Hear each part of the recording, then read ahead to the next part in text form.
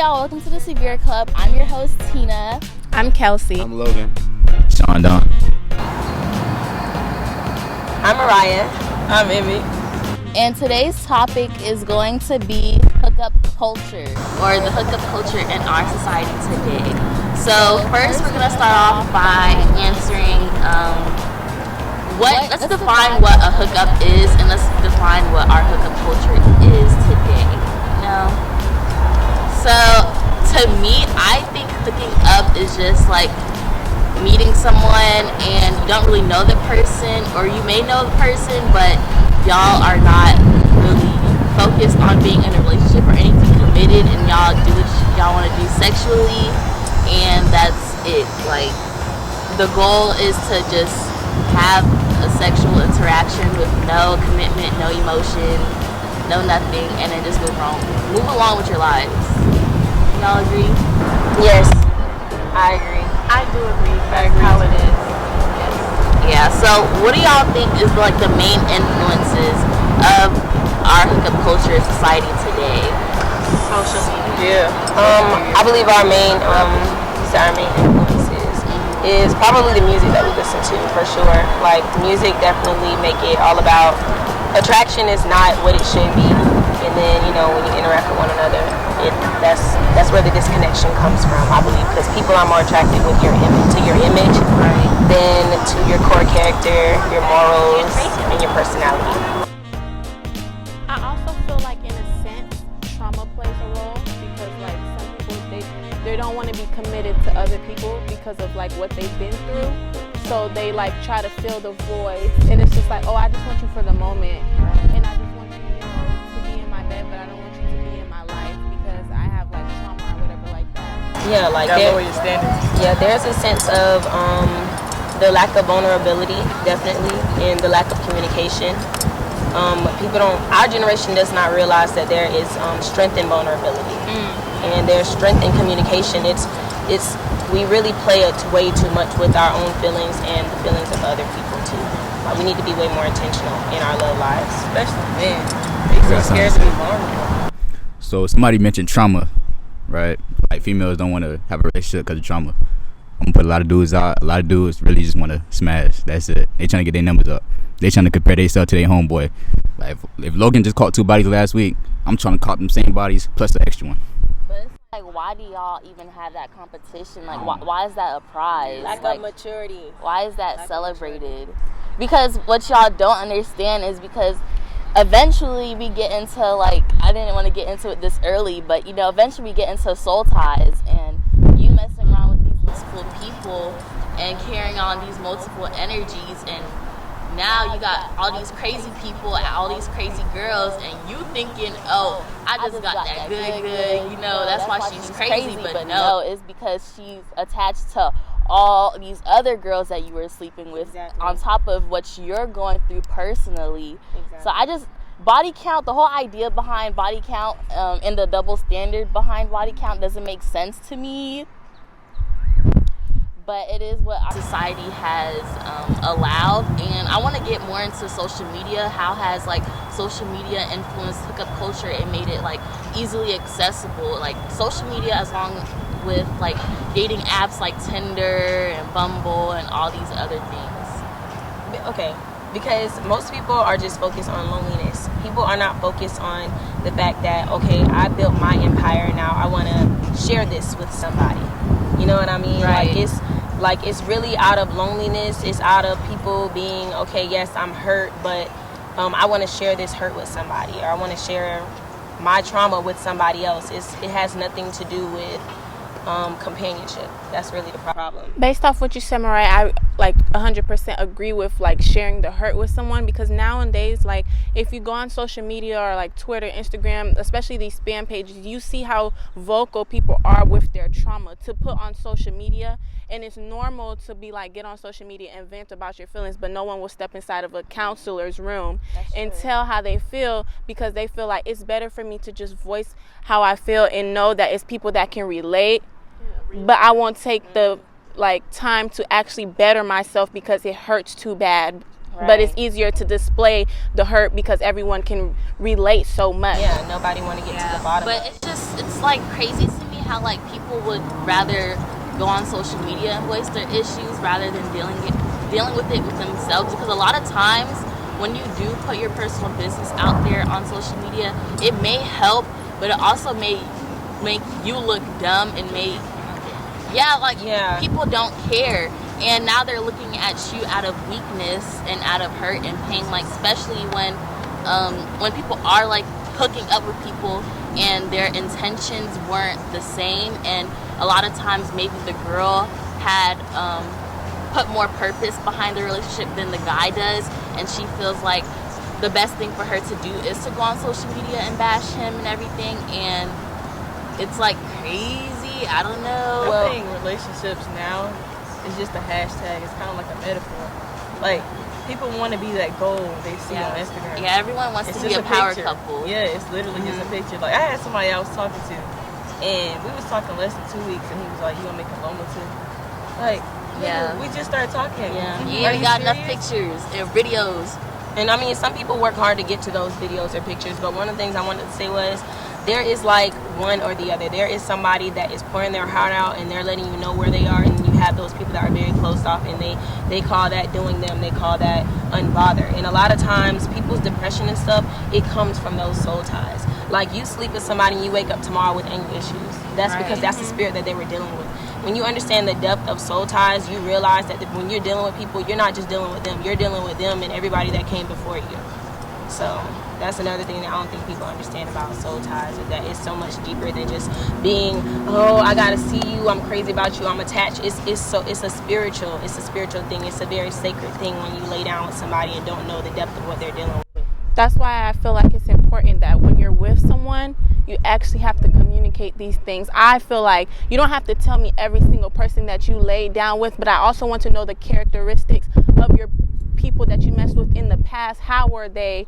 Why are you the way you are? Just so I can get a hint, because I like, if you had an ex and you slept with that ex, well, how was your ex? Was she toxic? What traits did she have? And a lot of people don't like to talk about that, like, oh, I don't want to hear about your old lady, but it's like, to me, stuff like that is not mandatory, but it helps me know why you are the way you are. And a lot of people feel like, oh, it's disrespectful to bring up your ex. No, it's not. Let me know how your ex was. If you're truly over that person, I feel like you have no issue communicating what you guys, like, what happened and how that person was. Like, someone recently asked me, like, oh, do you mind, like, talking about what happened in the past? And I'm like, I don't, because I'm over it, and it's led me to the person I am today, and I can use it to grow. And if I was still trying to mess with that person, I probably would have kept it to myself, because I don't want to look dumb to someone else. And going back to the hookup culture, and you said the lack of communication, because people are just, they want to get it happen so quickly and be over with it, and there is no communication, and that goes with things like soul ties and STDs and STIs, like a lot of people, and babies. But you don't have to worry about those things, and I know this is an unpopular opinion, but when you practice when you practice being celibate and not having sex before marriage, and I know, like, a lot of people have failed in that area, you know what I mean, but it's still a thing, and there's a reason why that is in place. It's because you don't have to sit and worry about who came before you, you know what I'm saying? Even if, most times the man has not practiced celibacy, but if you have, then you know that you're coming to the table with a clean slate. Like, that's an unpopular opinion, and I know that, everybody, get real quiet about it, but it's one thing to say, what was the personality of the person that you were with before me, and you have roles, and then they're stingy or they're easily angered. That's one thing. But when you're dealing with the depth of somebody, I'm just saying, like, dating, it doesn't always have to come with sex. That's basically what I'm trying to get to. Everybody you date, you don't have to have sex with. Then the hold won't be so strong. You know what I'm saying? Because all you trying to make up for the time, but you can't get back. You can't get back what you laid down and gave them. You know what I'm saying? And just like there's negative exchanges, there's good exchanges. If you're a woman of high energy and you lay with a man that have low energy, and he get up out the bed, he ready to go. You wanna know why? Because he just took away. He's feeding off of your energy. People don't understand the depth of sex. That's really the problem. Right? Like, it's crazy. You don't have to worry about that if you just don't sleep with everybody you meet.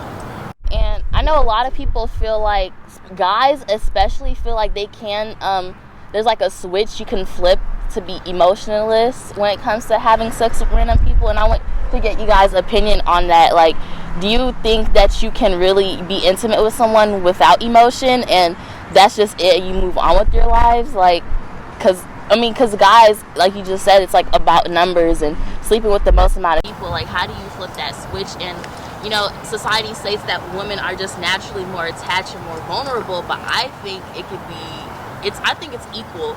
It's just society allows guys to act the way they want to act. Even in the household, like my household, my uncles, if I had an older brother, my older brother, granddaddies, all that.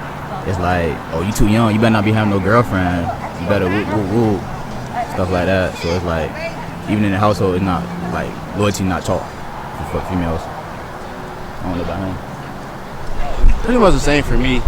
I don't think I could have like all of the. I don't want to make it seem like I had sex with a lot of girls, but all of the ones that I did have with, they were all like my girlfriends and stuff like that, and I was intimate with them, but I don't think I could see myself just doing it. Yeah, that's not really me. And I have another question. Going back to what you were saying on being celibate and waiting until you're committed with someone, do you guys think that it's realistic for today's society to wait until marriage to have sex with someone, just because it's like our culture to be in a relationship and have sex? Like, a lot of people, they want to figure out if it's going to be good, if they're compatible in this way before they are tied down to someone, and that's, you're spending the rest of your life with them. Because a lot of, a main issue when people get a divorce is not only finances, but it is like their sexual relationship and the lack of satisfaction in their sexual relationship. Yeah, but when you're with who God has called you to be, God knows your sexual needs. You know what I mean? Like, when you actually have a relationship with God and God is the one that ties you with that person, He won't let there be lack in any of those areas. And that's what, and then that goes into a whole other thing, because people don't really know the power of God, or, the depth of having a relationship with God. You don't have to worry about certain things like that. Just like you don't got to worry about, waking up in the morning. Like, He handles stuff like that. So I think it's realistic. It is very It's just realistic. like we modify religion to accommodate our lifestyle. Mm-hmm. So people may not think it's realistic because they can't fight the urge because they're feeding their flesh more than their spirit.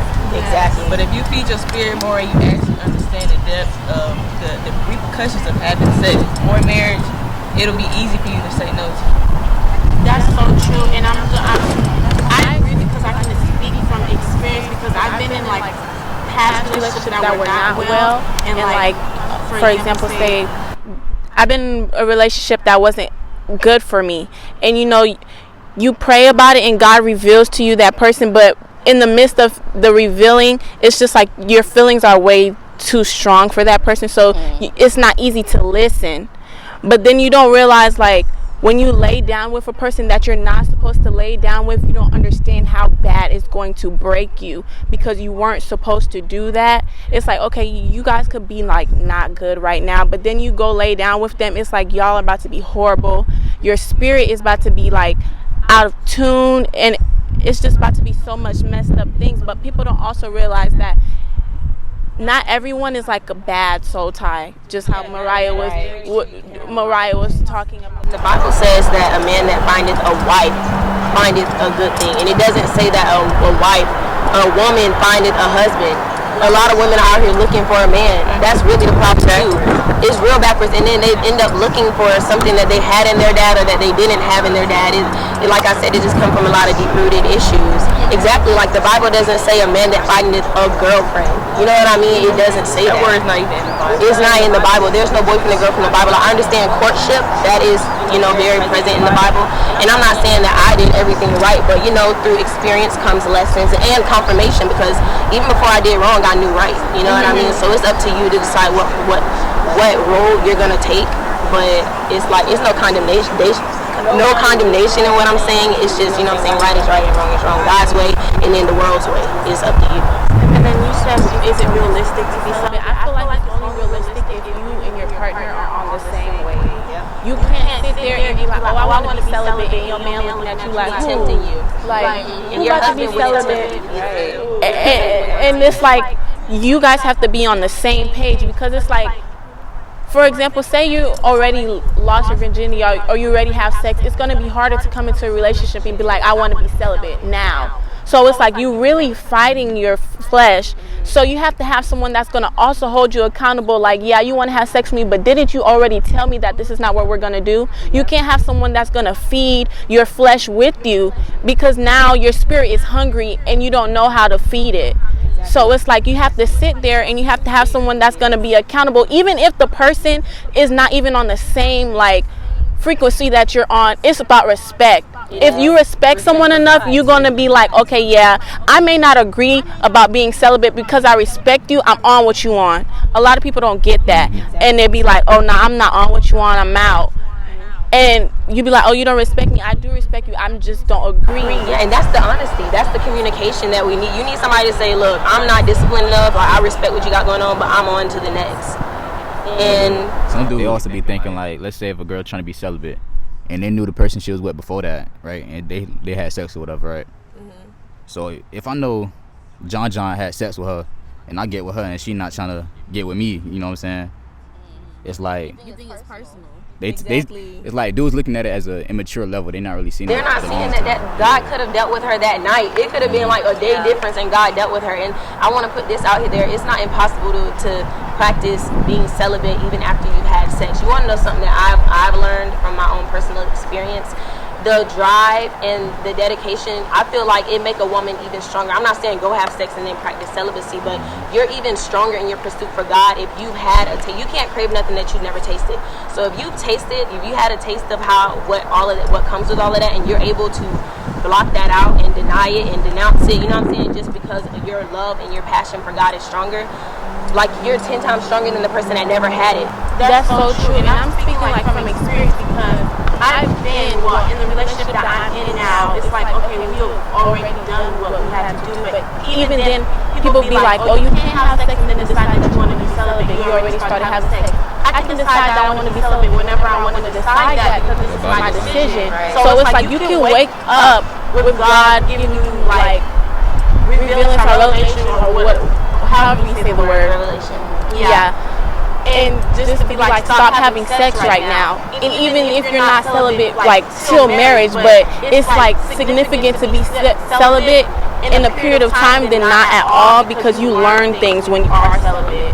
You learn, like, especially if you have trauma, like for me, I have like daddy issues. So being celibate allows me to deal with that, and allows me to fight that, so then it leaves my flesh and my spirit, so then I'm able to go on to the next thing that I need healing. You can't heal yourself if you don't ever take a break from sex, and I feel like some people feel like they doubt themselves, and they have like, how should I say, they like beat themselves up because they already started doing something. And that's condemnation. That's condemnation. Yeah, so they feel like they can't go on to a new slate. But it's just like every single day that you wake up, God gives you a different chance to be somebody else.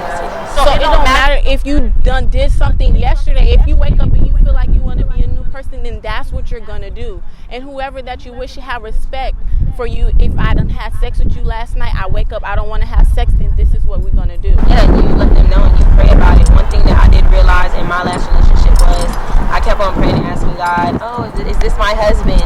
And when you tell somebody that you're celibate, I mean, yes, the temptation come, but if you got somebody pressing Nate Johnson up on you and you told them that you don't want to have sex, it's like, God, I said, Lord, this can't be my husband. If he know what I'm doing, he know that I'm intentional and I'm trying to do this for you, and he's being intentional about distracting me and making me fall short, then it can't be that. That's also confirmation from God, because if you got somebody that's not respecting your boundaries and not respecting what you're trying to do for God to take you to another level, then they're not respecting who you are in God's kingdom.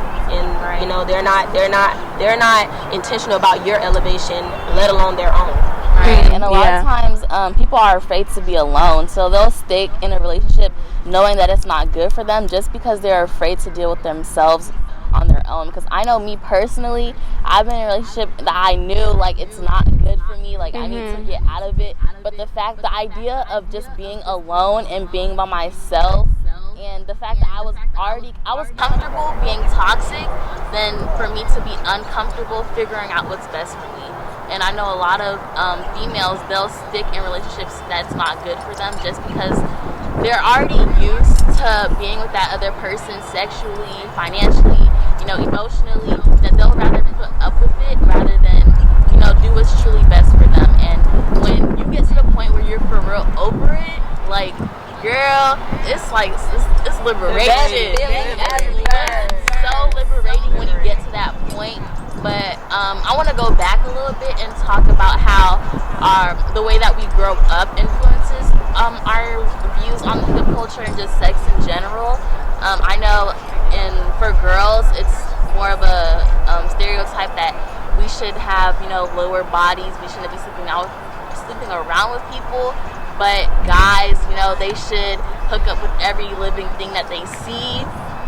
So I just want to know you guys' opinion on, like, how did that influence you, if it did, like, society's pressure for you guys to sleep with multiple people, and also from you ladies, like, did you feel any type of way, like, or did you feel any type of pressure in your relationship to have sex and from the guy? I wouldn't say, for me, I wouldn't say it was ever from the guy. It was from society. And I remember, like, I remember when I lost my virginity, I waited a year and 2 months, and I still felt like hesitant. But it was just the fact that it was so many people. Like, it's part of you that does want to do that, but it's the other part that's like, you have people in your ear like, hey, how you still with her? She ain't been with you yet. Like, y'all still together? And it just makes you feel bad. Like, oh my, like, you start to feel insecure. You want to please other people outside of your relationship. Yeah, and it's just like, you just start to feel like the person that you're with is going to start to listen to what other people are saying, and then you have a sense like, oh, okay, I want to please my man or whatever like that. And when you're grounded, one thing I want to put out there is when you're grounded and you're sure about what you're doing, like some people, oh, I'm celibate, oh, I'm doing this for God, but they're not, their heart ain't in it, so it's easily swayed. But me personally, like, I'm very strong-minded. I don't care what Tina doing. I don't really care what Amy doing. If this what I'm doing, then that's what I'm doing. And a man respects a woman like that. And, as much as they like the woman that's easily swayed so they can get, their rocks off or whatever, a man also respects a woman that stands firm, you know what I'm saying, and what she believes more. And that's the woman that they'll wife. When you make a man wait, your value increases. You know what I mean? Like, that's true. This way, they're not going to like you. They don't. And sometimes I have seen people have sex, even have a baby, and they progress to marriage. Very rare. You know what I mean? And sometimes it still ends in divorce because the foundation is not strong. Like, I just believe that. I believe that when it's not even about.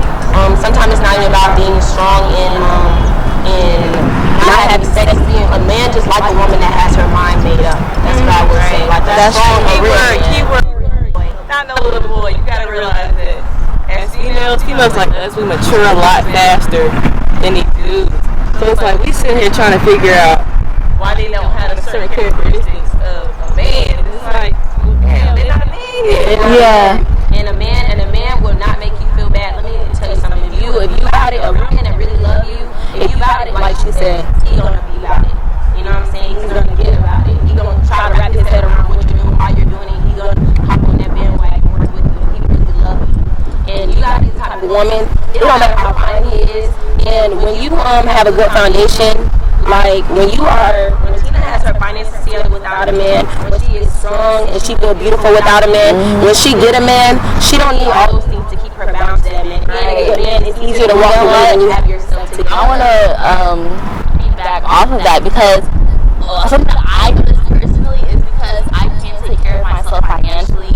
I don't need your car. I don't need your money. I don't need your penis. I don't need anything that you think you can do for me. I'm already whole as my own. Yeah, a man that can teach you something. Oh my God, those are the worst. Like, I'm teaching you everything, especially when you're dating up and you're still teaching a man how to be a man, how to think like a man, how to do manly things, like fix your car when it's broken, open the door for you. One thing that I want all women to understand is if a man, let them walk away. Like, we're not so afraid for men to walk away. If you're trying to be celibate and they're not on that, let them walk away. Like, and I understand, like, it's not, I'm not throwing shots or anything. Like, some women do feel like, oh, I want to satisfy him, but does he want to satisfy you? Yeah. You know what I mean? What sacrifices is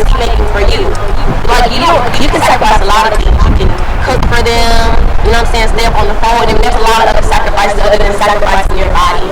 And at the end of the day, whether they stay or leave, that's your body. You know what I mean? Sacrifice. Women easily compromise. Like, you look at our moms.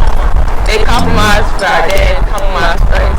We always compromise for men just to satisfy them, and it's only temporary. You can't satisfy them for so long. Like, it's only so much you can really do. You really sacrifice for your husband. Like, you could try to have sex and thinking that's the satisfying, and he's still cheap. Yes. It's like, what is it? And also, I wanted to put out there that some people feel like they like older dudes because those are men.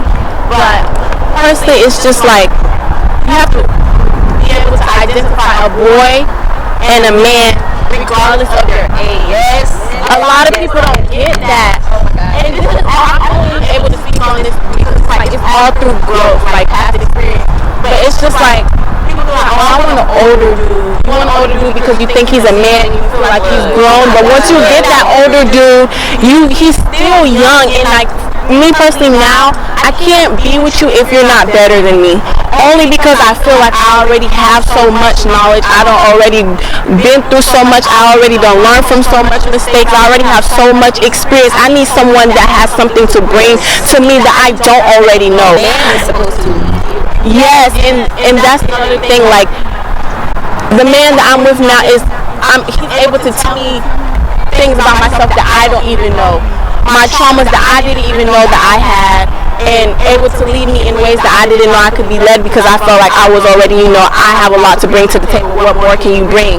So it's like, I feel like you have to be on the same wave as me, on the same elevation I am, or above me. Right.